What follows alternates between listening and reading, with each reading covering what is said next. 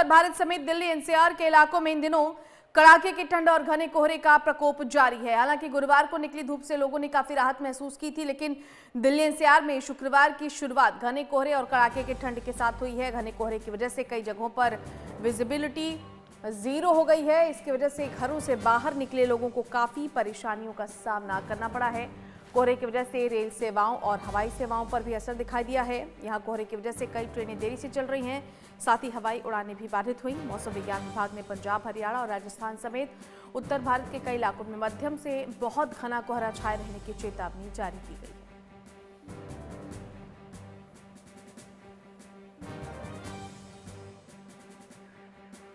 तो उत्तर भारत में ठंड और कोहरे का डबल अटैक है। बारिश और बर्फबारी का भी अलर्ट जारी किया गया है। दिल्ली एनसीआर में आपको बता दें कि सबसे ज्यादा कोहरे का और ठंड का असर देखने को मिल रहा है। कई जगहों पर तो हालात ये है कि विजिबिलिटी 0 पर है।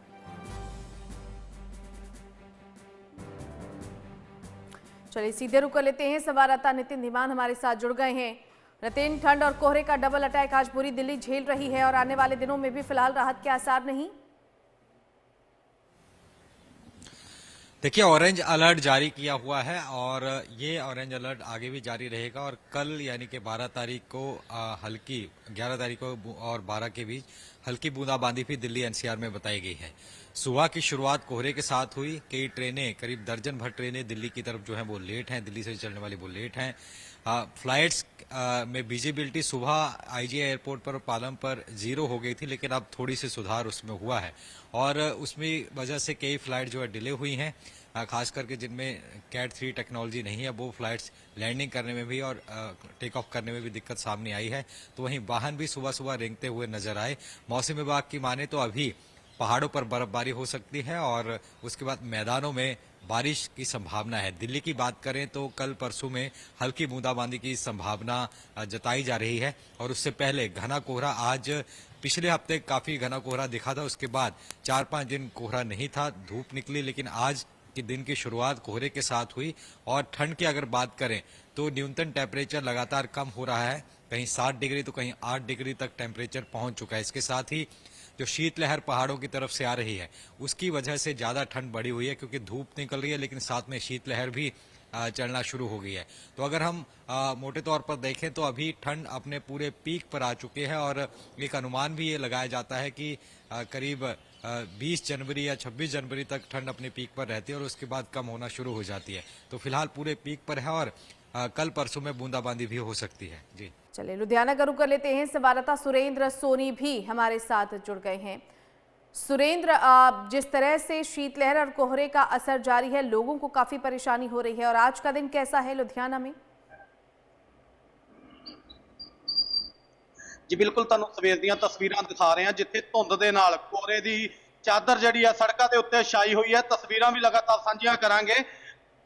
ਲੋਕ ਆਪਣੀਆਂ ਗੱਡੀਆਂ ਦੇ ਵਿੱਚ ਜ਼ਿਆਦਾਤਰ ਸਫ਼ਰ ਕਰ ਰਹੇ ਆ। ਲਾਈਟਾਂ, ਚਾਰੇ ਇੰਡੀਕੇਟਰ ਜਿਹੜੇ ਛੱਡੇ ਹੋਏ ਨੇ। ਬੇਸ਼ੱਕ ਮੌਸਮ ਵਿਗਿਆਨੀਆਂ ਦਾ ਇਹੀ ਕਹਿਣਾ ਹੈ ਕਿ 2-3 ਦਿਨ ਜਿਹੜਾ ਹੈ ਮੌਸਮ ਦੇ ਵਿੱਚ ਬਦਲਾਅ ਦੇਖਣ ਨੂੰ ਮਿਲੇਗਾ, ਪਰ ਕਿਤੇ ਨਾ ਕਿਤੇ ਸਵੇਰ ਸ਼ਾਮ ਦੀ ਜਿਹੜੀ ਹੈ ਧੁੰਦ ਜਿਹੜੀ ਹੈ ਪੈ ਰਹੀ ਹੈ ਤਾਂ लगातार एक्सीडेंटां दा जिहड़ा कारण बनी हुई है। पर जिहड़े 2 व्हीलर व्हीकल आ वो भी अपने अपने पूरे कोट हत्थां दे उत्ते ग्लव्स पा के जिहड़ा घरों बाहर निकल रहे। जी सुरेंद्र, और किस तरह की परेशानियों का सामना उन लोगों को करना पड़ रहा है, खासतौर पर बेघरों के लिए क्या कुछ व्यवस्था की गई है लुधियाना में?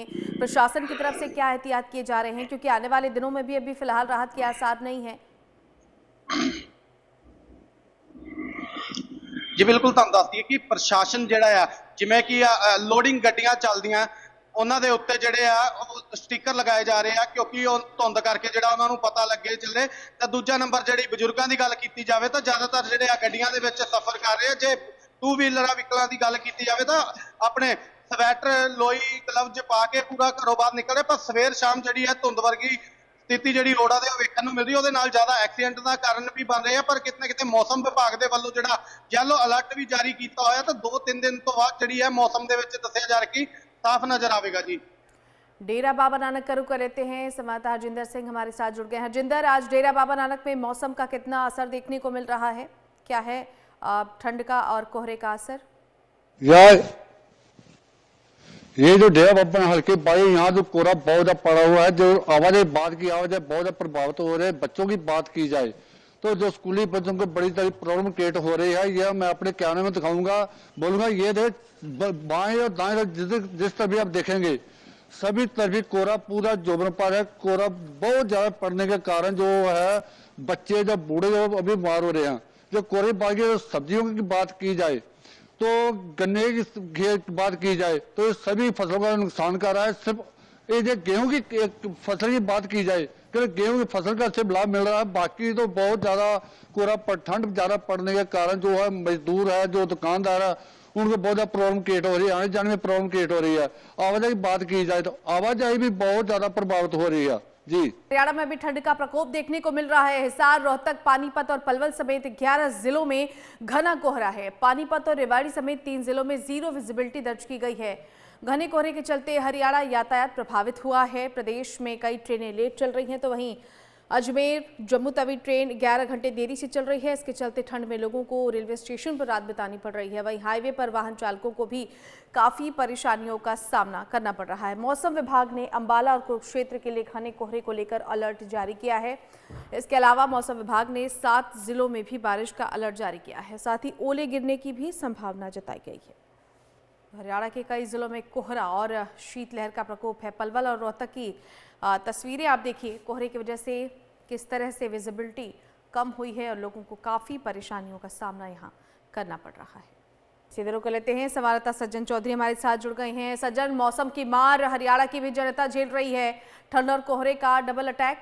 जी बिल्कुल, देखिए अगर ठंड की बात की जाए तो फिलहाल मौसम विभाग की तरफ से जो अनुमान लगाया गया है उसके अनुसार आगामी जो आज शाम 10 तारीख से लेकर 12 तारीख तक चंडीगढ़ सहित पंजाब और हरियाणा के कई जिलों में बारिश होने वाली है। पश्चिमी विक्षोभ जो है वो सक्रिय है और अगर हरियाणा की बात करें तो हरियाणा में 7 जिलों में बारिश के साथ ओलावृष्टि होने की संभावना भी जताई गई है, जिसको लेकर अलर्ट भी जारी किया गया है। और अगर तापमान की बात करें तो तापमान जो है वो अनुमान लगाया जा रहा है मौसम विभाग की तरफ से कि 13 तारीख के बाद दिन के तापमान में हल्की सी बढ़ोतरी देखी जा सकती है। और धुंध की बात करें तो हरियाणा में कई ऐसे जिले हैं जहां पर 10 मीटर से कम विजिबिलिटी जो है वो देखी जा रही है।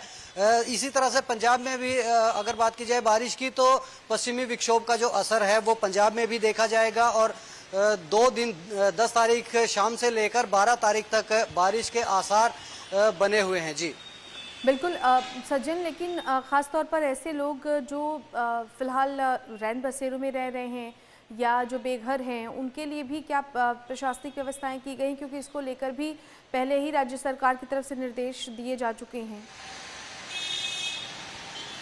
जी बिल्कुल, देखिए जिस तरह से सर्दियां शुरू होती हैं तो उसी वक्त सरकार की तरफ से रैन बसेरा बनाए जाने को लेकर आदेश जारी कर दिए जाते हैं और जिस तरह से ठंड बढ़ती है या रैन बसेरों की संख्या बढ़ाई जानी होती है तो समय समय पर प्रशासन जो है रैन बसेरों की व्यवस्था करता है ताकि जो बेघर लोग हैं या ऐसे लोग जिनको ठंड में छत नहीं मिल पाती उनके लिए तमाम जो इंतजामात हैं वो किए जाते हैं। कई जगह स्थायी रैन बसेरा भी होते हैं तो कई जगह प्रशासन जो है वो अस्थायी रैन बसेरों का भी जो व्यवस्था है वो करता है ताकि ऐसे लोग जो ठंड है जिनमें ठंड के लिए छत नहीं है उनके पास और ठंड का प्रबंध किया जा सके, इसको लेकर रैन बसेरों की व्यवस्था की जाती है। उसमें तमाम तरह के ठंड से बचने के जो रजाई है या बेड है वो लगाए जाते हैं और समय समय पर अधिकारी भी है इसका निरीक्षण करते रहते हैं। जी